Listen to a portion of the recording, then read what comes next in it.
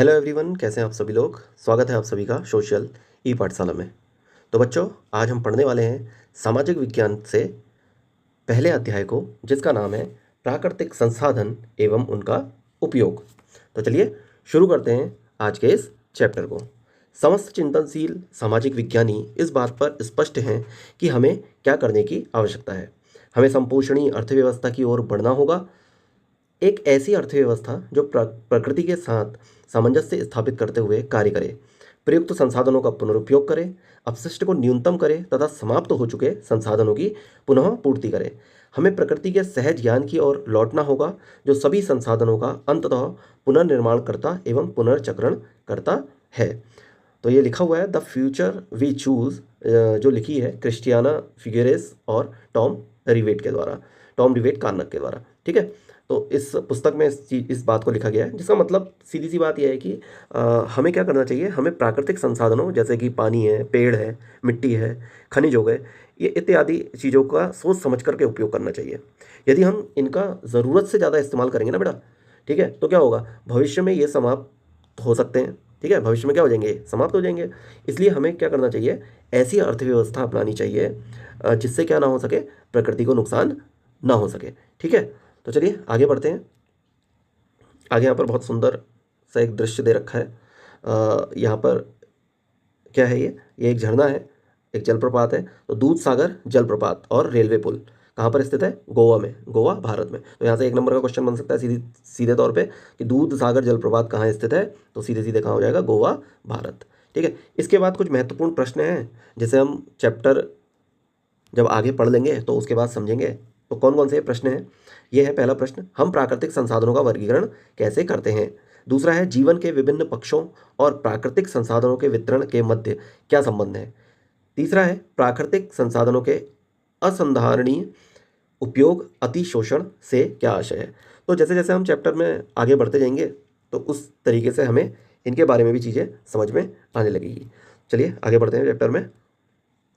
कुछ चित्र दे रखे हैं, तो यहाँ पर ये चित्र देख लीजिए, दो चित्र दिए हुए हैं और इसके बारे में क्या है, प्रवाहित जल की शक्ति को विद्युत में रूपांतरित करता हिमाचल प्रदेश में एक लघु जल विद्युत संयंत्र। ठीक है, एक लघु जल विद्युत संयंत्र यहाँ पर दे रखा है, जो पानी को किस में चेंज कर रहा है, इलेक्ट्रिसिटी में चेंज कर रहा है। ठीक है, विद्युत में रूपांतरित कर रहा है। दूसरा है, एक अपतटीय तेल संयंत्र समुद्र तल के नीचे से खनिज तेल निकालते हुए। ठीक है, समुद्र तल से क्या निकाल रहा है, खनिज तेल को निकाल रहा है। ठीक है, एक मशीन है एक तरीके की, ठीक है, जो क्या निकाल रही है, खनिज तेल को निकाल रही है। ठीक है, आगे बढ़ते हैं।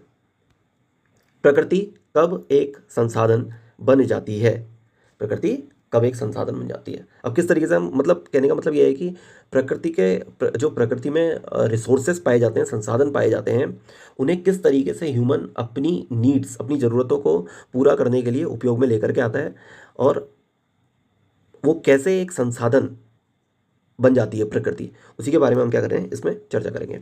प्रकृति शब्द का अर्थ उन सजीव और निर्जीव रूपों की समग्रता से है जो हमारे पर्यावरण का भाग है, परंतु मानव द्वारा निर्मित नहीं है। जब मानव इनका उपयोग अपने जीवन यापन के लिए करते हैं या उपभोग के लिए इनसे नई वस्तुएं बनाते हैं, तब प्रकृति के तत्व संसाधन बन जाते हैं। देखिए कितनी इंपॉर्टेंट चीज़ है। अगर आपसे क्वेश्चन ही पूछा जाए कि संसाधन से आप क्या समझते हैं, तो सीधे सीधे आप क्या लिख सकते हो, प्रकृति, यहाँ से लेकर प्रकृति से लेकर के संसाधन तक का। ठीक है, तो प्रकृति में वो सजीव या निर्जीव रूपों में जो भी चीज़ें पाई जाती हैं, जो पर्यावरण का भाग होती हैं, लेकिन वो मनुष्य द्वारा निर्मित नहीं होती है, वो क्या कहलाती है, वो प्रकृति कहलाती है। ठीक है, वो क्या कहलाती है, प्रकृति कहलाती है। और जब मानव इनका उपयोग किसके लिए करने लग जाए, अपने जीवन यापन के लिए करने लग जाए, अपनी आवश्यकताओं के लिए करने लग जाए, तो फिर क्या होगा, तो यही जो प्रकृति के तत्व होते हैं वो क्या कहलाते हैं, संसाधन कहलाते हैं, रिसोर्सेज कहलाते हैं। ठीक है, तो एग्जाम्पल के तहत इसको समझने की कोशिश करते हैं। एग्जाम्पल में क्या है, वृक्ष पर्यावरण का अंश है, वे मानव से पृथक स्वतंत्र रूप से अस्तित्व में है।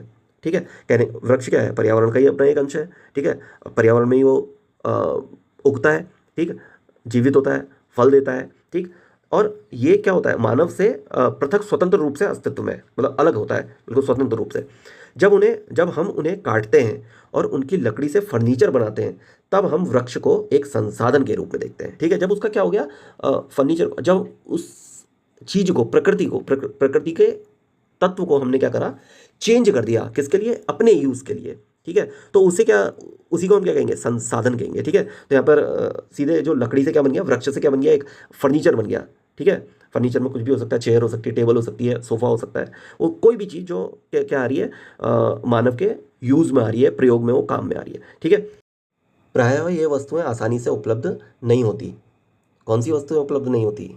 वही जो जिसका उपयोग इंसान करता है, और जिसे हम क्या कहते हैं, रिसोर्सेज कहते हैं, संसाधन कहते हैं। ठीक है, यहाँ पर उदाहरण के लिए समुद्र की गहराई में खनिज तेल हो सकता है, जहाँ पहुँचने की तकनीक हमारे पास नहीं है, या निष्कर्षण की लागत बहुत अधिक हो सकती है, मतलब निकालने की जो लागत है वो क्या हो सकती है, बहुत ज़्यादा हो सकती है। पता लग रहा है कि हमने उसको निकाल तो लिया, लेकिन जब हम उसका यूज़ कर रहे हैं तो उसके निकालने की कॉस्ट और उसका यूज़ करने की कॉस्ट में क्या आ जा रहा है, बहुत बड़ा डिफरेंस आ जा रहा है। कि कहाँ, जहाँ हमने निकालने में कॉस्ट क्या कर दी, बहुत ज़्यादा बर्बाद कर दी, और उसका उपयोग करके उतने के बराबर हम आ ही नहीं पाए।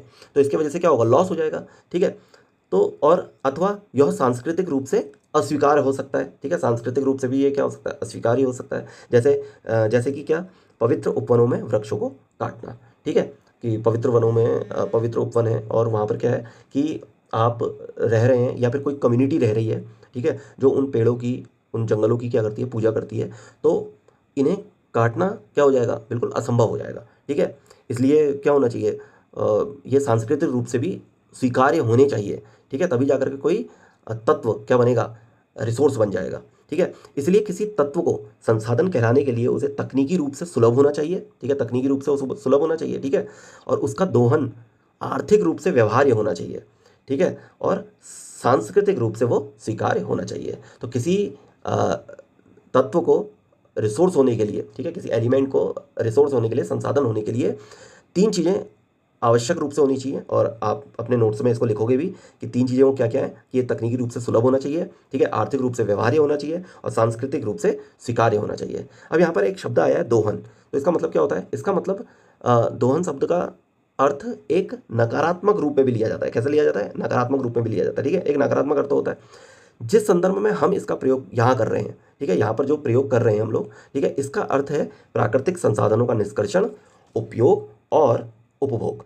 ठीक है, तो कहने का मतलब यह है कि जो दोहन शब्द का अर्थ है वो है प्राकृतिक संसाधनों का निकालना और उनका उपयोग करना है, ना कि हमेशा उनका गलत इस्तेमाल करना है। ठीक है, तो ये आपको शायद समझ में आया होगा। ठीक है, आगे बढ़ते हैं। पृथ्वी पर अनेक प्राकृतिक संसाधन हैं, जिनमें से कई लाखों वर्षों में निर्मित हुए हैं, और जिन्हें मानव ने ग्रहण किया है और उनका उपयोग करना सीखा है। इसमें प्रत्यक्ष रूप से जल, वायु और मृदा सम्मिलित है, और साथ ही कुछ अप्रत्यक्ष जैसे कोयला, खनिज, तेल, बहुमूल्य पत्थर, धातु अयस्क, लकड़ी आदि सम्मिलित हैं। ठीक है, ये सारे के सारे जो भी आपको जल, वायु, मृदा और कोयला, खनिज इत्यादि जैसी जो भी चीज़ें यहाँ पर लिखी गई हैं, ये सारे के सारे क्या हैं, अपने आप में रिसोर्सेज हैं, जिसे मनुष्य क्या करता हुआ है, उपयोग में लेता हुआ आया है एक समय से। ठीक है, आगे बढ़ते हैं। यहाँ पर कुछ चित्र दिए हुए हैं, इनको देख लेते हैं। तो ये जो दे रखा है, समान जुताई से भूमिगत पारिस्थितिकी तंत्र में न्यूनतम व्यवधान उत्पन्न होता है और मृदा की नमी बनी रहती है। ठीक है, तो एक फार्मर आपको दिखाया गया है, और बैल हैं जिससे क्या कर रहे हैं, खेत की जुताई करी जा रही है, और यहाँ पर है मधुमक्खी के छत्ते से शहद। ठीक, आगे बढ़ते हैं। इसे अनदेखा ना करें, तो यहाँ पर कुछ चीज़ें दी गई हैं, तो ये देख लीजिए। विश्व की अनेक स्थानीय परंपराओं में प्रकृति को पवित्र माना जाता है, बिल्कुल माना जाता है। आपने इसके बारे में पढ़ा है क्या, आपने पढ़ा है इसके बारे में? ऐसी परंपराओं में प्रकृति को पालनकर्ता और पोषणकर्ता के रूप में देखा जाता है। ठीक है, तो पालनकर्ता और पोषणकर्ता के रूप में इस चीज़ को देखा जाता है, नर्चरर और नरिशर के रूप में। ठीक है, तो इसमें पूछा गया है, क्या आप ऐसी प्रथाओं के बारे में जानते हैं जो इसे प्रतिबिंबित करती है? ठीक है, तो यहाँ पर सीधी सी बात दे रखी है, जो कई सारी परंपराएं हैं, ठीक है, जो जिन्हें क्या माना जाता है, पवित्र माना जाता है। जैसे कि तुलसी का पूजन करना। ठीक है, तुलसी तुलसी पूजा करते हैं ना हम लोग, तो जैसे यह है कल्याण हेतु तुलसी की पूजा करना, ऐसी कई सारे वृक्ष होते हैं जिनकी हम पूजा करते हैं। प्रकृति में नदियों की हम पूजा करते हैं। ठीक है, तो ऐसी कई सारी चीज़ें हैं जो प्रकृति से रिलेटेड कई कम्युनिटीज़, कई लोग क्या करते हैं, इन सब की पूजा करते हैं। ठीक है, आगे बढ़ते हैं। आइए विचार करें। एक यहाँ पर चीज़ दे रखी है, इसको देख लेते हैं। थोड़ा ठहरिए, स्वयं और अपने आसपास की वस्तुओं को देखिए। इनमें से प्रत्येक का उद्गम स्रोत क्या है? किसी न किसी मोड़ पर ये सभी प्रकृति की और ले जाती हैं, यहाँ तक कि आपके वस्त्र पर लगा प्लास्टिक का बटन भी। ठीक है, तो अपने अराउंड क्या करना है आपको, वस्तुओं को देखना है और आपने खुद से ही क्वेश्चनिंग करनी है और खुद से ही खोज करनी है कि जो भी आपके आसपास चीज़ें पड़ी हैं वो कहीं ना कहीं आपको कहाँ ले जाएगी, प्रकृति की ओर ले जाएगी। और जो अभी आपने, अभी जब ये वीडियोस आप देख रहे हो और जो आपने वस्त्र पहना हुआ है, ठीक है, और उसमें जो प्लास्टिक का बटन है वो भी किससे जुड़ा हुआ है, सीधे सीधे प्रकृति से जुड़ा हुआ है। ठीक है, तो संक्षेप में हम क्या कह सकते हैं, संक्षेप में हम ये कह सकते हैं कि हम प्राकृतिक संसाधन शब्द का प्रयोग उन सामग्रियों और पदार्थों के लिए करते हैं जो प्रकृति में पाए जाते हैं और मानव के लिए मूल्यवान होते हैं। तो प्राकृतिक संसाधन क्या होते हैं, जो सीधे तौर पर प्रकृति में पाए जाते हैं और मानव के लिए क्या हो जाते हैं, मूल्यवान हो जाते हैं। चलिए आगे बढ़ते हैं। आगे अगला टॉपिक है प्राकृतिक संसाधनों की श्रेणियाँ। ठीक है, प्राकृतिक संसाधनों की श्रेणियाँ। तो अब इनको क्या करा गया है, यहाँ पर कैटेगराइज करा गया है, इसको बांटा गया है। विज्ञान में हम वर्गीकरण और नामकरण की उपयोगिता सीखते हैं। जब हम विचारों या वस्तुओं को वर्गीकृत करते हैं तब हम कुछ समान विशेषताओं या मानदंडों का उपयोग करते हैं। हम श्रेणियों का इस प्रकार नामकरण करते हैं कि हम उन्हें केवल एक शब्द या एक छोटे वाक्यांश से संदर्भित कर सकें। जब ये नाम और अर्थ जन समूहों में साझा किए जाते हैं तब इससे सहायता मिलती है। हम विचारों या वस्तुओं के एक समूह पर बिना प्रत्येक बार वर्णन किए चर्चा कर सकते हैं। इससे हम अधिक प्रभावशाली रूप से संवाद कर सकते हैं। पूर्ववर्ती कक्षाओं में आपने सजीव और निर्जीव वस्तुओं के विषय में पढ़ा था। जैसा ही हम इन शब्दों का उपयोग करते हैं आपको इनका अर्थ समझ में आ जाता है। यह श्रेणियों का एक सरल उदाहरण है।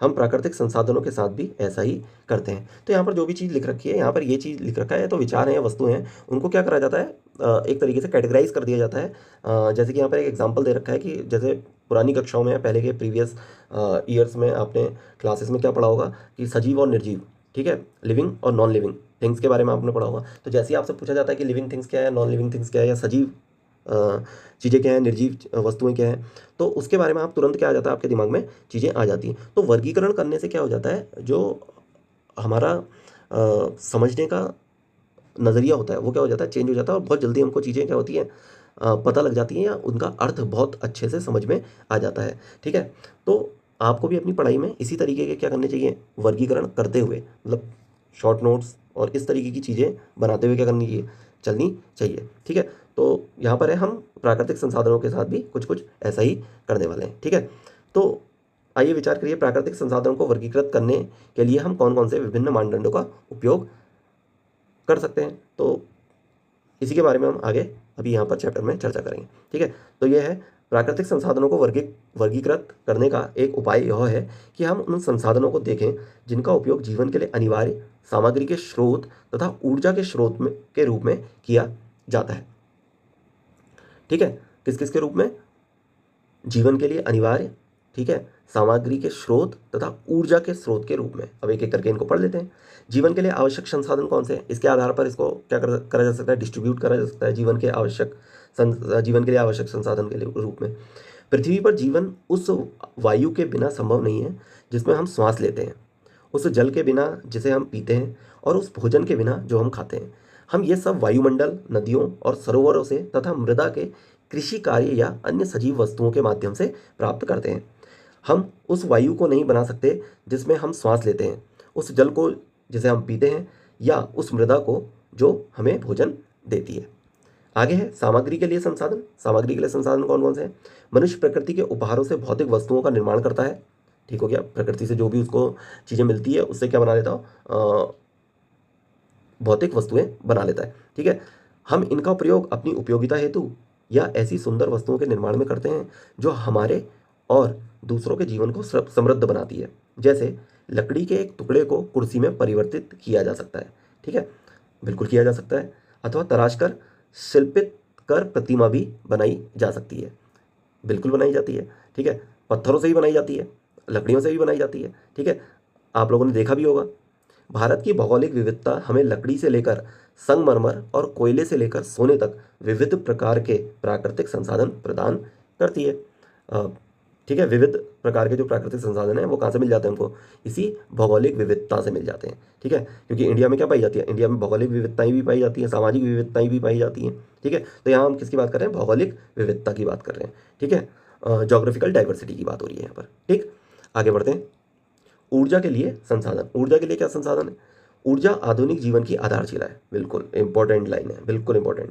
ठीक है, ऊर्जा क्या है, आधुनिक जीवन के लिए एक क्या है, आधारशिला है। जैसे विद्युत हमारे भवनों, परिवहन और सभी प्रकार की उत्पादन प्रक्रियाओं के लिए क्या है, आवश्यक है। अगर ऊर्जा नहीं होगी, मतलब विद्युत नहीं होगी, ठीक है, लाइट नहीं होगी, तो क्या होगा, सारी चीज़ें ठप पड़ जाएंगी। ठीक है, यह ऊर्जा विभिन्न प्राकृतिक स्रोतों से प्राप्त हो सकती है, जैसे कोयला, खनिज तेल, प्राकृतिक गैस, सूर्य का प्रकाश, पवन आदि। तो इन सारी चीज़ों से क्या प्राप्त हो सकती है, ये ऊर्जा हमको प्राप्त होती है। कोयला हो गया, जल हो गया, खनिज तेल हो गया, प्राकृतिक गैस हो गया और सूर्य का प्रकाश हो गया। ठीक है, यहाँ पर दो चित्र दे रखे हैं, इसको देख लेते हैं।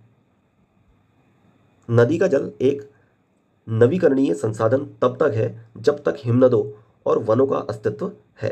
ठीक है, हिमनद मतलब ग्लेशियर जो है। ठीक है, इनका जब तक अस्तित्व है तभी ये क्या है, एक नवीकरणीय संसाधन के रूप में है, जो नदी का जल है।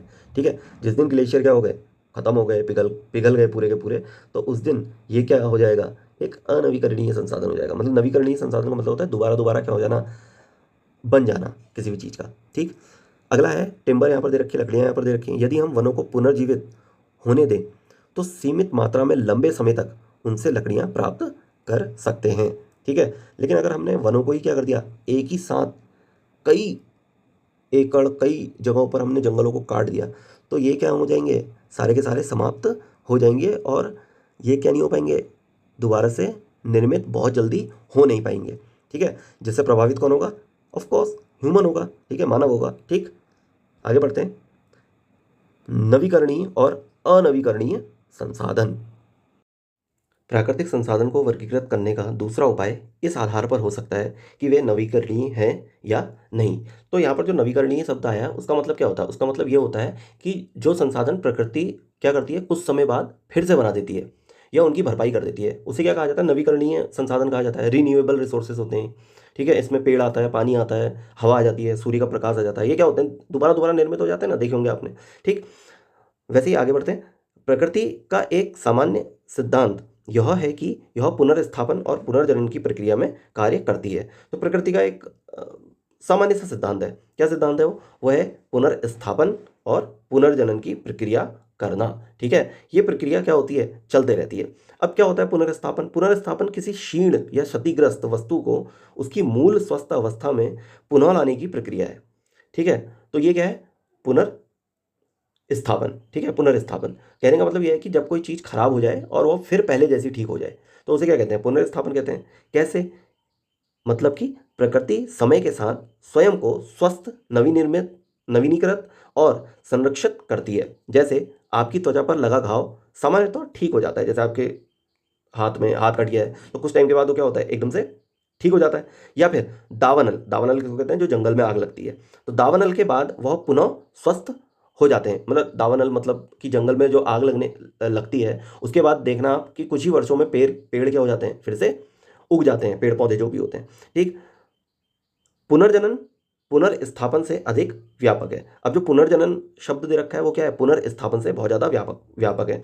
अभी कैसे है व्यापक, तो इसमें लिखा गया है, यह प्रकृति की नवजीवन और फलने फूलने के लिए अनुकूल परिस्थितियां निर्मित करने की क्षमता को प्रकट करता है। ठीक है, तो पुनर्जनन का मतलब हो गया कि जब प्रकृति केवल ठीक ही नहीं होती बल्कि क्या हो जाती है, इसमें नया जीवन भी पैदा करती है, उसे क्या कहते हैं, पुनर्जनन कहते हैं। जैसे कि अगर हम एक बात करें कि एक पेड़ बीज देता है और उससे कई नए पेड़ क्या हो जाते हैं, उग जाते हैं। ठीक है, और जैसे बारिश के बाद सूखी घास क्या हो जाती है, फिर से हरी भरी हो जाती है। तो ये इसको कुछ एग्जांपल्स हो सकते हैं। ठीक है, आगे बढ़ते हैं। हम उन क्षेत्रों में वृक्ष लगाते हैं जहां आवास के लिए वनों को निर्मूलित करने जैसे मानवीय हस्तक्षेपों के कारण वृक्ष नष्ट हो गए हों। वहां मूल रूप से उगने वाले वृक्षों को लगाने से पारिस्थितिकी तंत्र का पुनर्स्थापन होता है। जैसे वृक्ष पक्षियों, गिलहरियों और अन्य जीवों को भोजन और आश्रय प्रदान करते हैं, जिससे जीवन पुनः लौट आता है। देखिए, तो क्या हो रहा है कि उस क्षेत्र में वृक्ष लगाए जाएं जहाँ पर क्या हो रहा है, आवास के लिए क्या है, वनों को निर्मूलित करने जैसी मानवीय हस्तक्षेपों के कारण क्या हो गए थे, वृक्ष नष्ट हो गए थे, कि मानवीय हस्तक्षेप हुए और उसके बाद क्या हुए, वृक्ष नष्ट हो गए, काट दिए गए उनको। तो अगर वहाँ पर क्या करा जाए, फिर से वृक्षों को क्या करा जाए, उगाया जाए, वहाँ के पारिस्थितिकी तंत्र जो एनवायरमेंटल फंक्शन था उसको फिर से पुनः स्थापित किया जाए, तो फिर क्या हो सकता है, वहाँ पर फिर से जो पक्षी थे वो लौट करके आ सकते हैं, गिलहरियाँ हो गई और जो भी अन्य जीव हैं, उनका भोजन हो गया, उनको आश्रय क्या मिलेगा, वहाँ पर आश्रय मिल जाएगा, जिससे क्या होगा, उसी क्षेत्र पे क्या हो जाए, जीवन फिर से पुनः लौट आए। ठीक है, प्रकृति चक्रों में कार्य करती है, जहाँ कुछ भी अपशिष्ट नहीं होता। एक वन का उदाहरण लीजिए, मान लीजिए वन में एक वृक्ष गिर जाता है, तो वह जीवाणुओं, फफूंद और कीड़ों का भोजन बनकर सड़ जाता है। वह वृक्ष मृदा का भाग बन जाता है और उसे उपजाऊ बनाता है। बीजों से नए वृक्ष और पौधे उगते हैं। अंततः कुछ वृक्ष गिर जाते हैं और चक्र पुनः आरंभ हो जाता है। ये प्रकृति के पुनर्स्थापन और पुनर्जनन के सिद्धांत के प्रत्यक्ष उदाहरण हैं। तो ये यहाँ पर दे रखा है, पुनर्स्थापन और पुनर्जनन। तो एक तरीके से हम फिर से अगर दोबारा से समराइज करें तो इसमें हम क्या कह सकते हैं, ये कह सकते हैं कि पुनर्स्थापन क्या प्रक्रिया है, जब कोई चीज़ क्या हो जाए, खराब हो जाए और वो फिर से पहले जैसी ठीक हो जाए, उसे क्या कहा जाएगा, पुनर्स्थापन कहा जाएगा। और पुनर्जनन किसको कहा जाएगा, जब प्रकृति केवल ठीक ही नहीं होती बल्कि नया जीवन भी पैदा करती है, तो उसे पुनर्जनन कहते हैं। ठीक है, आगे बढ़ते हैं। नवीकरणीय संसाधन। ठीक है, अब नवीकरणीय संसाधन क्या है, अभी मैंने आप लोगों को बताया था। नवीकरणीय संसाधन वे संसाधन होते हैं जो संसाधन प्रकृति कुछ समय बाद फिर से बना देती है या उसकी भरपाई कर देती है। जैसे पेड़ हो गया, पानी हो गया, पानी का जो प्रवाह होता है या चक्र होता है, जल चक्र जो होता है, हवा हो गया, सूर्य का प्रकाश हो गया, ये सभी क्या कहलाते हैं, नवीकरणीय संसाधन कहलाते हैं। ठीक है, और इसी के साथ एक और चीज़ आती है, अनवीकरणीय संसाधन। ठीक है, उसको भी हम आगे पढ़ेंगे कि वो क्या चीज़ है। ठीक, उससे पहले इसको देख लेते हैं। नवीकरणीय संसाधन समय के साथ इन विशेषताओं को प्रदर्शित करते हैं। भारत के अधिकांश भाग में प्रचुर मात्रा में सूर्य का प्रकाश उपलब्ध है।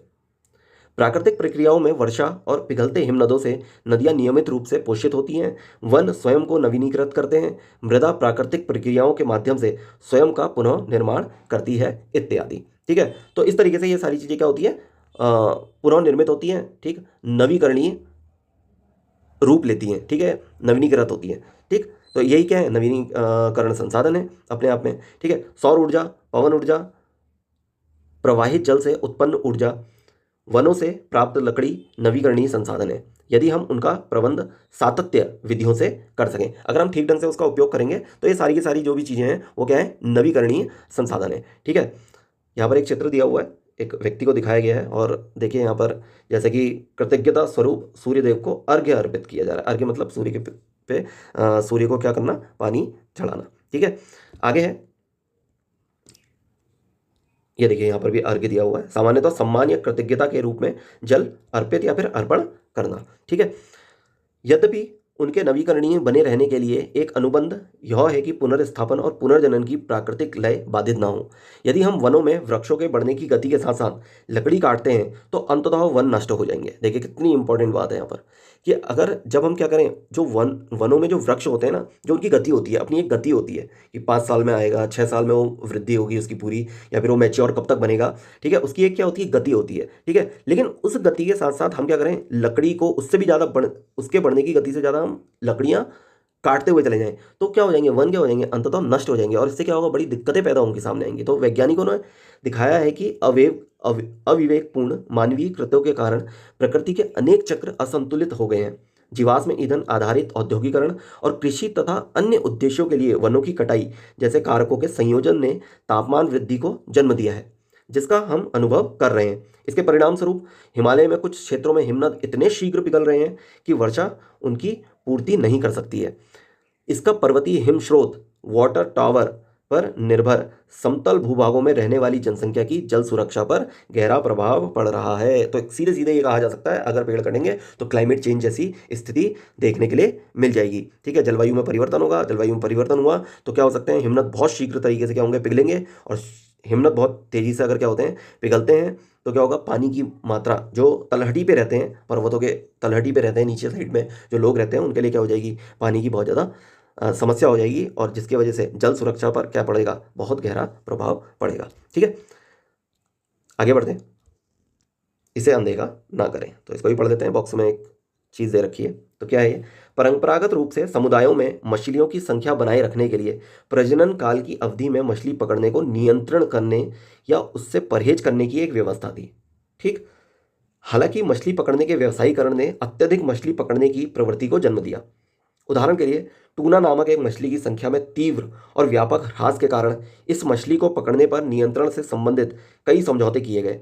फिर भी इस महत्वपूर्ण मछली, जो छोटी मछलियों, झींगों आदि का सेवन करके समुद्री पारिस्थितिकी तंत्र को संतुलित रखती है, की संख्या क्या हो रही है? लगातार घटती जा रही है।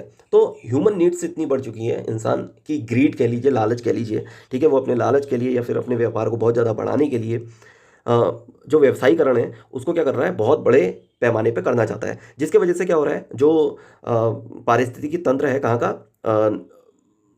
पानी के अंदर का, ठीक है, वो क्या हो रहा है? बेकार होते जा रहा है, जिसकी वजह से क्या हो रही है? इन मछलियों की संख्या क्या हो रही है? लगातार घटती जा रही है और पारिस्थितिकी तंत्र का जो संतुलन है वो भी बिगड़ता जा रहा है। ठीक है। क्या आप ऐसी अन्य पारंपरिक प्रथाओं के विषय में जानते हैं जो पारिस्थितिकी तंत्र को संतुलित रखने में सहायता करती है? हाँ, ऐसी कई पारंपरिक प्रथाएं हैं जो पारिस्थितिकी तंत्र को संतुलित रखने में सहायता करती है। जैसे कि पवित्र उपवन की रक्षा करना, जहाँ पेड़ों की कटाई और शिकार क्या होता है? प्रतिबंधित होता है। ठीक है। और वर्षा जल संचयन और पारंपरिक तालाबों का संरक्षण, वृक्षारोपण तथा धार्मिक अवसरों पर पेड़ लगाना, ये सारी चीज़ें क्या है? जो पारिस्थितिकी तंत्र को क्या करती है? संतुलित रखने में क्या करती है? मदद करती है। फसल चक्र हो गया, ठीक है, फसल चक्र, क्रॉप रोटेशन जो होता है, जिससे मिट्टी की उर्वरता क्या होती है? बनी रहती है। ठीक है। जो न्यूट्रिएंट्स सॉइल को चाहिए होते हैं, मिट्टी को चाहिए होते हैं, वो क्या होती हैं? उसकी वजह से वो बनी रहती है। ठीक है। तो ये सारे के सारे इसके क्या है? कारण है जो पारिस्थितिकी तंत्र को क्या करते हैं? संतुलित रखने में सहायता करते हैं। आगे बढ़ते हैं। हमें अपने उपभोग की वस्तुओं के उत्पादन के लिए उद्योगों की आवश्यकता होती है।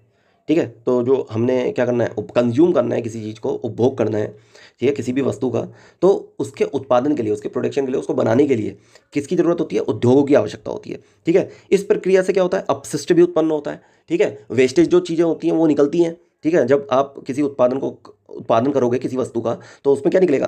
कुछ गंदा पदार्थ भी निकलेगा। ठीक है। जिन्हें प्रायः नदियों और अन्य जल निकायों में प्रवाहित कर दिया जाता है। ठीक है। और ये जो प्रवाहित किया जाता है ना, ये बिना किसी उचित उपचार के ही प्रवाहित कर दिया जाता है। ठीक। ये अपशिष्ट प्रायः सड़ गलकर किसी जीव जंतु का भोजन नहीं बन पाते। इसकी अपेक्षा ये प्रकृति के पुनर्स्थापन और पुनर्जनन चक्र में व्यवधान उत्पन्न करते हैं, जिससे नदियाँ विषाक्त हो जाती हैं और वे जीवन का पोषण नहीं कर पाती हैं। तो इस वजह से क्या होगा? जो समुद्र का पानी होगा या फिर नदियों का जो पानी होगा, वो क्या हो जाएगा? बेकार हो जाएगा, और उसके अंदर रहने वाले जितने भी जीव हैं वो क्या हो जाएंगे? नष्ट हो जाएंगे। जिसकी वजह से क्या हो जाएगा? जो प्रकृति का पुनर्स्थापन और पुनर्जनन चक्र है, वो क्या हो जाएगा? रुक जाएगा। ठीक है। वो क्या हो जाएगा? रुक जाएगा। तो यहाँ देखिए, यहाँ पर क्या दे रखा है? एक उद्योग से निकलने वाला क्या है? गंदा पानी यहाँ पर दे रखा है, जो कि किसी नदी से जाकर के मिल रहा है और नदी को क्या कर रहा है? गंदा कर रहा है। ठीक है। तो यहाँ पे लिखा हुआ है, उद्योगों से निकलने वाले अपशिष्ट को प्रायः उचित उपचार के बिना ही प्रवाहित कर दिया जाता है। देखो बेटा, जब ये क्या होगा? बिना उचित उपचार के ही इसको अगर प्रवाहित कर दिया जाएगा ना, तो जो नदियों का पानी होगा वो क्या हो जाएगा? गंदा हो जाएगा, और इनमें रहने वाले जो जीव होंगे उनके लिए क्या होगा? बड़ा ही नुकसानदायक होगा। और इसकी वजह से क्या होगा? पुनर्स्थापन और पुनर्जनन जो चक्र होंगे ना, उसमें व्यवधान उत्पन्न होने लग जाएगा। ठीक है। तो इसकी वजह से जो इसका इकोसिस्टम है वो क्या हो सकता है? पूर्ण रूप से क्या हो सकता है? प्रभावित हो सकता है। ठीक है। आगे बढ़ते हैं। आइए पता लगाएं। अपने आसपास के उन मानवीय कार्यकलापों की पहचान करें जिनके परिणाम स्वरूप प्रकृति अपनी पुनर्स्थापन और पुनर्जनन की क्षमता को खो रही है। प्रकृति के चक्र को पुनर्स्थापित करने के लिए किस प्रकार के हस्तक्षेप किए जा सकते हैं? बिल्कुल, जो मानवीय गतिविधियां हैं उसने जो प्रकृति है उसको बड़ा नुकसान पहुंचाया तो है। ठीक है। तो इसको ठीक करने के लिए क्या क्या चीज़ें अपनाई जा सकती हैं? जैसे कि डिफॉरेस्टेशन करा जा सकता है, कि पेड़ों को काटना बंद करा जाए और पेड़ों को लगाया जाए जितना हो सकता है। ठीक है। पॉल्यूशन कम करना चाहिए। जो नेचुरल रिसोर्सेज हैं उसका ओवर यूज़ नहीं करना चाहिए हमको। ठीक है। बहुत ज़्यादा उसका यूज़ नहीं करना चाहिए, जो हमारे प्राकृतिक संसाधन हैं। ठीक। ओवर फिशिंग हो गई, हंटिंग हो गई, इन पे क्या होना चाहिए? रोक लगनी चाहिए। तो ये वाली चीज़ें हैं कि इस प्रकार के हस्तक्षेप से क्या हो सकती हैं? चीज़ें, प्रकृति के चक्र को पुनर्स्थापित किया जा सकता है। ठीक है। आगे है, इसे अनदेखा ना करें। ठीक, तो यहाँ पर दे रखा है, इसको पढ़ लेते हैं। पारिस्थितिकी तंत्र की प्रक्रियाएं और पारिस्थितिकी तंत्र सेवाएं प्रकृति के कार्य की कुछ स्वाभाविक प्रक्रियाएं हैं। उदाहरण के लिए वृक्ष प्राकृतिक रूप से ऑक्सीजन उत्पन्न करते हैं। जब ये प्राकृतिक प्रक्रियाएं मनुष्य के लिए लाभदायक होती हैं तब हम उन्हें पारिस्थितिकी तंत्र सेवाएं कहते हैं। ठीक है, तो कहने का मतलब ये है, जो प्रकृति में या पारिस्थितिकी तंत्र में कुछ ऐसी प्रक्रियाएं पाई जा रही हैं, कुछ ऐसी सेवाएं पाई जा रही हैं, ठीक है, जिसके वजह से प्रकृति क्या करती है, कुछ कार्य करती है और उससे सीधे बेनिफिट किसको हो रहा है, मनुष्य को होता है। तो जब मनुष्य उससे जब लाभदायक होता है, लाभ उसे मिलता है, तो उसे ही हम क्या कह देते हैं, पारिस्थितिकी तंत्र सेवाएं कहते हैं। ठीक है, हम इसे इस प्रकार समझ सकते हैं कि वन प्राकृतिक रूप से जल को शुद्ध करता है, मृदा अपरदन को रोकता है और पशुओं के लिए आवास प्रदान करता है। ये पारिस्थितिकी तंत्र के कार्य हैं। जब हम उस वन के कारण स्वच्छ जल, संरक्षित कृषि भूमि और परागित फसलों में लाभान्वित होते हैं, तब हम प्रकृति से पारिस्थितिकी तंत्र सेवाएं प्राप्त कर रहे होते हैं। आगे है, एक परिपक्व वृक्ष प्रतिदिन लगभग 275 लीटर ऑक्सीजन उत्पन्न करता है। कितना करता है, 275 लीटर ऑक्सीजन उत्पन्न करता है। यह वृक्ष के प्रकार के आधार पर कुछ भिन्न भी हो सकता है। ठीक है, बट ऑन एवरेज हम कितना ले लेंगे, 275 लीटर ऑक्सीजन ही मान लेते हैं। ठीक है, जबकि एक मनुष्य को प्रतिदिन लगभग 350 लीटर ऑक्सीजन की आवश्यकता होती है।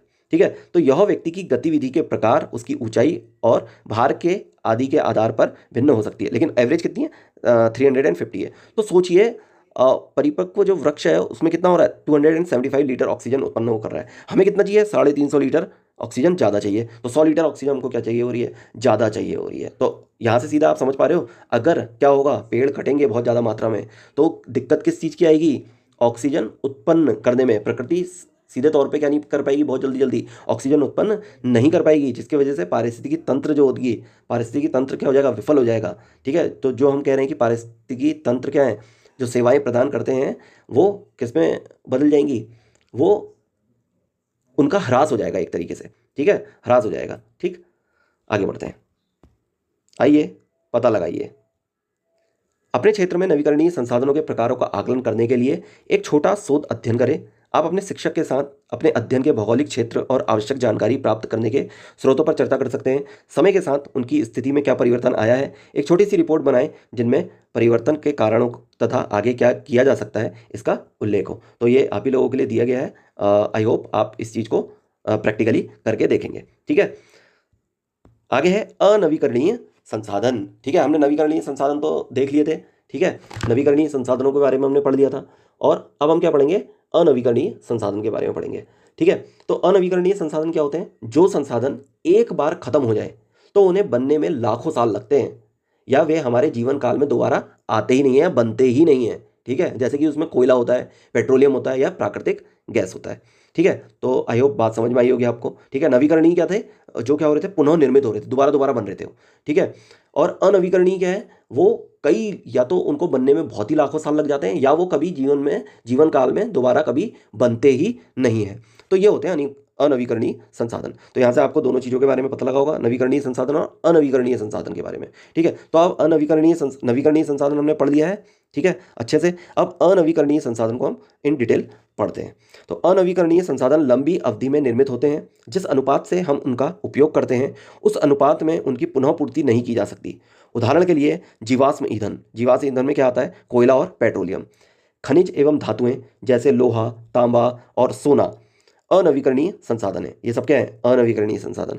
भारत में प्रचुर मात्रा में कोयले के भंडार हैं। हम अपनी बढ़ती ऊर्जा की आवश्यकताओं की पूर्ति हेतु कोयले का खनन करते हैं, परंतु अनुमान है कि भारत में कोयले का भंडार केवल अगले 50 वर्षों तक चल सकता है। कितने वर्षों तक, केवल 50 वर्षों तक। तो कहने का मतलब जो आज से 50 वर्ष के बाद आने वाली पीढ़ी होगी, शायद उसे कोयले के बारे में पता ही ना हो कि कोयला दिखता कैसा है या किस तरीके का वो होता है। ठीक है, तो केवल कितने टाइम के लिए बचा हुआ है, तो 85 वर्षों के लिए बचा हुआ है। ठीक है, जनसंख्या वृद्धि और विकास कार्यों में तीव्रता के साथ बिजली की मांग भी बढ़ रही है। जब तक अधिक टिकाऊ विकल्प व्यापक रूप से उपलब्ध नहीं हो जाते, तब तक हमें अपने पास उपलब्ध कोयले का विवेकपूर्ण उपयोग करना होगा। तो यहाँ पर एक केवल एग्जाम्पल दिया हुआ है कि जो कोयला है वो आगे अनुमान है कि 50 सालों तक ही चल सकता है। ऐसी पेट्रोल भी है। ठीक है, ऐसी क्या है, पेट्रोल भी है। तो उससे रिलेटेड जो जितनी भी गाड़ियाँ होती हैं, वो क्या हो जाएंगी अगले 50 साल में। अगर उसको ही मान लेते हैं, अगर वो 50 साल में ख़त्म होता है, तो अगले 50 साल में इस तरीके की जो पेट्रोल से चलने वाली, डीजल से चलने वाली गाड़ियाँ होती हैं वो क्या हो सकती हैं, बंद हो सकती हैं। ठीक है, तो यदि हमको और आगे तक इन चीज़ों को चलाना है, या फिर हम जब तक कोई नए अवसर नहीं खोज लेते तब तक हमें इनका क्या करना चाहिए, बहुत अच्छे से उपयोग करना चाहिए। अपने विवेकपूर्ण उपयोग से जो प्रकृति में ये उपलब्ध संसाधन हैं उन्हें विवेकपूर्ण उपयोग के साथ इस्तेमाल करना चाहिए। ठीक है, आगे बढ़ते हैं। आइए पता लगाएं वे कौन से अनवीकरणीय संसाधन हैं जिनका आप प्रतिदिन प्रत्यक्ष या अप्रत्यक्ष रूप से उपयोग करते हैं। तो कौन से संसाधन हैं, अनवीकरणीय संसाधन कौन कौन से हैं, तो वो हैं हम जिनका हम प्रतिदिन प्रयोग करते हैं। तो उसमें है पेट्रोल, ठीक है, क्या है, पेट्रोल। और क्या है, दूसरा है डीजल, ठीक है। और क्या है, और है आपके एलपीजी, एलपीजी है, ठीक है। और कोयले से बनी बिजली का क्या करते हैं हम, प्रत्यक्ष रूप से या अप्रत्यक्ष रूप से उपयोग करते हैं। ठीक है, उनके संभावित नवीकरणीय विकल्प क्या है। अब विकल्प क्या हो सकते हैं, विकल्प हो सकती है सौर ऊर्जा, हो सकती है पवन ऊर्जा, हो सकती है जल विद्युत और बायोगैस हो सकती है। ये सब क्या है, इसके संभावित नवीकरणीय विकल्प हैं। ठीक है, और फिर उसके बाद नवीकरणीय ऊर्जा की ओर अग्रसर होने के लिए हम कौन से उपाय कर सकते हैं। तो उपाय क्या कर सकते हैं, जैसे कि हम सौर ऊर्जा का उपयोग बढ़ा दें, ठीक है, ऊर्जा की बचत करें, सार्वजनिक परिवहन अपनाएं, ठीक है, जो अपने निजी वाहन होते हैं उसके इतर सार्वजनिक परिवहन को अपनाएं। ठीक है, नवीकरणीय ऊर्जा को क्या करें, प्रोत्साहित करें। जैसे कि आजकल वर्तमान में बहुत ज़्यादा सोलर पैनल्स लग रहे हैं जिनकी वजह से क्या होती है, बिजली उत्पादन होती है। ठीक है, और जो इलेक्ट्रिक बसेस चल रही हैं, ठीक हो गया, इलेक्ट्रिक वाहन जो चल रहे हैं, तो ये सारी चीज़ों को क्या करना चाहिए, प्रोत्साहित करना चाहिए। ठीक है, जिसकी वजह से क्या होता है, नवीकरणीय ऊर्जा को आगे बढ़ाने का अवसर भी मिलता है। ठीक है, आगे बढ़ते हैं। प्राकृतिक संसाधनों का वितरण और इसके निहितार्थ। ठीक है, प्राकृतिक संसाधन हमारी पृथ्वी पर या यहाँ तक कि देशों के भीतर भी समान रूप से वितरित नहीं है। ठीक है, जो देखिए आप, प्राकृतिक संसाधन क्या है, जो हमारी पृथ्वी पर या फिर यहाँ तक कि देशों के भीतर भी, मतलब देश के अंदर भी क्या नहीं है, समान रूप से क्या नहीं है, वितरित नहीं है प्राकृतिक संसाधन। कैसे, अभी समझेंगे हम। यह असमान वितरण मानव बस्तियों, व्यापार प्रतिरूपों, अंतर्राष्ट्रीय संबंधों तथा संघर्षों को भी आकार देता है। ठीक है, प्राकृतिक संसाधनों पर नियंत्रण पाने के लिए अनेक युद्ध लड़े गए हैं और आज भी लड़े जा रहे हैं। ठीक है, तो आप देख लीजिए प्राकृतिक संसाधन पे नियंत्रण करने के लिए कैसे कैसे युद्ध लड़े जा रहे हैं। वहाँ देखिए आप, रशिया यूक्रेन का वॉर देख सकते हैं। ठीक है, अमेरिका इजराइल ईरान वॉर हो गया। ठीक है, तो ये सारी लड़ाइयाँ किसके लिए चल रही हैं, प्राकृतिक संसाधनों के लिए ही तो चल रही है। देखा ना अभी आपने, अमेरिका ने वेनेजुला पे हमला जो किया था, ठीक है, वो इसी का ही एग्जाम्पल है कि प्राकृतिक संसाधनों को ही वो क्या करना चाह रहे हैं, कि अपने नियंत्रण में लेना चाह रहे हैं। क्योंकि जितने ज़्यादा क्या होंगे, प्राकृतिक संसाधन होंगे, उतने ही ज़्यादा वो क्या होंगे, पावरफुल होंगे। ठीक है, तो कहने का मतलब ये, तो सीधे सीधा आप क्या याद रखें, याद ये रखें कि कोई भी देश क्या होगा, इसका एक बेहतरीन फॉर्मूला है कि जिसके पास रिसोर्सेज होंगे उसके पास क्या होगी, वेल्थ होगी, और जिसके पास वेल्थ होगी वो क्या होगा, पावरफुल होगा। तो RWP का फॉर्मूला हमेशा क्या रखना, याद रखना, R is equal to W, W is equal to P. R का मतलब होता है रिसोर्सेज, मतलब संसाधन, डब्ल्यू का मतलब होता है वेल्थ, वेल्थ मतलब समृद्ध, और पी का मतलब होता है पावर, मतलब शक्तिशाली। ठीक है, तो RWP। ठीक, आगे बढ़ते हैं। यहाँ पर आपको मैप दे रखा है, महत्वपूर्ण खनिजों का वितरण, अलग अलग क्षेत्र यहाँ पर दे रखे हैं। ठीक है, कोयला जो है वो काले सर्कल से आपको दिखा रखा है। सिगरेनी हो गया, तालचेर हो गया, कोरबा हो गया, झरिया हो गया, बोकारो हो गया, रानीगंज हो गया, ये बहुत इंपॉर्टेंट है ये वाले। ठीक है, ये इंपॉर्टेंट है। नेवेली हो गया, ठीक। और फिर उसके बाद तेल हो गए जो ट्रायंगल में दे रखे, कलोल हो गया, अंकलेश्वर हो गया, बसीन हो गया, मुंबई हाई हो गया, ठीक है, झंझी हो गया, डिगबोई हो गया, ठीक है, नाहर, कटिया हो गया। तो ये सारे के सारे क्या हैं, आपके तेल रिफाइनरीज हैं। और फिर उसके बाद लोहा एस का है, लोहा एस का आपको स्क्वायर में दे रखे हैं। ठीक है, दुर्ग हो गया, चंद्रपुर हो गया, बेलाडीला हो गया, बेल्लारी, गोवा, रत्नगिरी, केंद्रमुख, चित्रदुर्ग, तुमकुरू, केंदुझार, ठीक। और वहीं बॉक्साइड कहाँ कहाँ पाया जा रहा है, कोरापुट में हो गया, ठीक है, बिलासपुर हो गया, अमरकंटक हो गया, कटनी हो गया। ये कुछ क्षेत्र हैं जहाँ पर क्या है, महत्वपूर्ण खनिज पाए जाते हैं। ठीक है, महत्वपूर्ण खनिज क्या है, पाए जाते हैं। ठीक, और यहाँ पर भी कुछ, यहाँ पर भी दिए हुए हैं, मोरान हो गया, और हुगरीजन हो गया, और माकुम हो गया।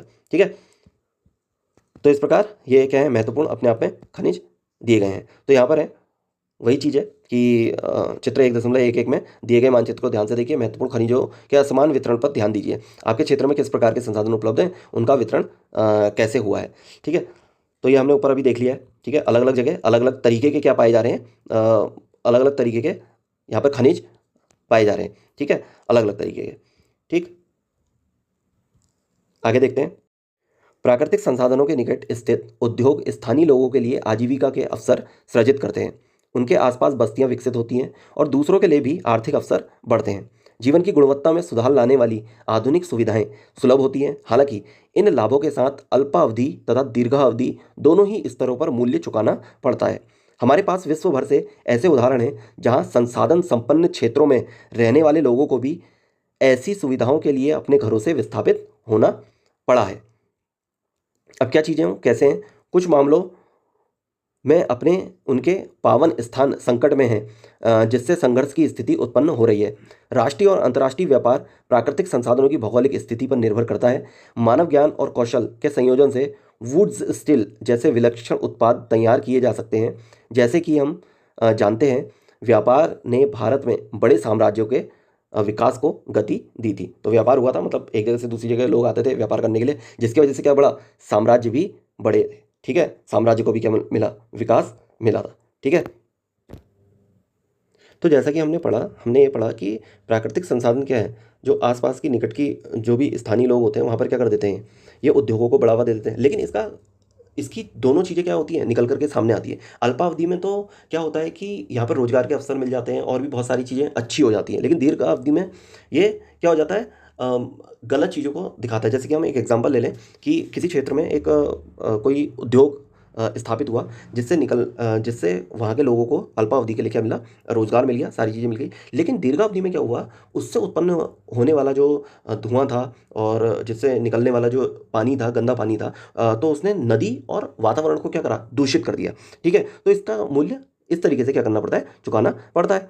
ठीक है, और हमने आगे भी ये भी पढ़ा कि क्या कहते हैं, चाहे राष्ट्रीय स्तर हो चाहे अंतर्राष्ट्रीय व्यापार हो, ठीक है, वहाँ पर प्राकृतिक संसाधनों की क्या होती है, वो सब भौगोलिक स्थिति पर निर्भर करता है। तो इसलिए जो मानव था ना, वो एक जगह से दूसरी जगह क्या करा, व्यापार करने के लिए निकला।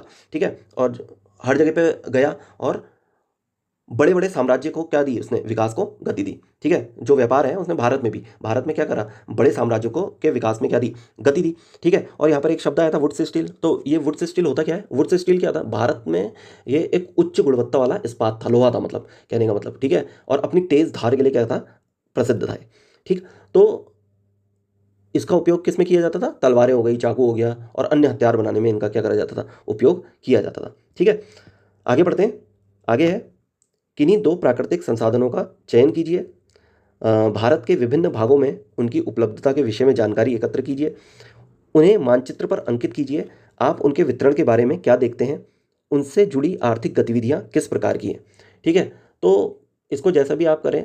ठीक, मैं कुछ चीज़ें आपको इसमें बता देता हूँ कि अगर मैं अपनी तरफ से लूँ तो दो प्राकृतिक संसाधन कौन कौन से हो सकते हैं, कोयला और पेट्रोलियम हो सकता है। तो इसको मानचित्र में कहाँ दर्शाओगे आप, कोयले को तो झारखंड हो गया, उड़ीसा हो गया और छत्तीसगढ़ हो गया। ठीक है, और वहीं पेट्रोलियम को कहाँ दर्शा सकते हो, असम, गुजरात, मुंबई हाई। अभी हमने थोड़ा देर पहले वो देखा था ना, मानचित्र को देखा था, तो वहाँ भी हमने कोयला और पेट्रोलियम जैसे खनिजों के बारे में देखे थे, कहाँ कहाँ पर वो चीज़ें स्थित है। ठीक है, और ये वितरित कैसे होगा, ये संसाधन पूरे भारत में समान रूप से क्या नहीं होता, वितरित नहीं होता है। ठीक है, ये मतलब समान ये जो संसाधन है, कोयला और पेट्रोल जो है या पेट्रोलियम जो है, वो क्या है, भारत में समान रूप से वितरित नहीं है। ठीक है, और इसकी जो आर्थिक गतिविधियां हैं वो कैसे जुड़ी हुई हैं, आर्थिक गतिविधियां तो वो खनन से जुड़ी हुई है, उद्योग है, बिजली उत्पादन है और परिवहन है। ये क्या है, आर्थिक गतिविधियां इससे जुड़ी हुई इस प्रकार की हैं। ठीक है, आगे है, उन भागों में प्राकृतिक संसाधनों के दोहन के वर्तमान और भावी पीढ़ियों पर पड़ने वाले प्रभावों पर चर्चा कीजिए। प्रकृति के उपहारों का विवेकपूर्ण उपयोग करने की विधियां सुझाइए। तो कहने का मतलब यह है कि अत्यधिक दोहन से संसाधन क्या हो जाते हैं, समाप्त हो सकते हैं, और पर्यावरण को क्या पहुंचेगा, नुकसान पहुंचता है। तो इसलिए क्या करना चाहिए, संसाधनों का सीमित उपयोग करना चाहिए और पुनर्चक्रण, लोगों को क्या करना चाहिए, पुनर्चक्रण को अपनाना चाहिए और नवीकरणीय ऊर्जा का उपयोग भी बढ़ाना चाहिए। ठीक है, आगे बढ़ते हैं। प्रकृति राजनीतिक सीमाओं पर ध्यान नहीं देती। इससे राज्यों और देशों के बीच प्राकृतिक संसाधनों के वितरण को लेकर तनाव उत्पन्न होता है। इसका एक उदाहरण कर्नाटक, तमिलनाडु, केरल और पुडुचेरी के मध्य कावेरी नदी के जल का वितरण है। शांति और न्याय संगत वितरण को बनाए रखने के लिए आपसी संवाद और कुशल प्रबंधन की आवश्यकता होती है।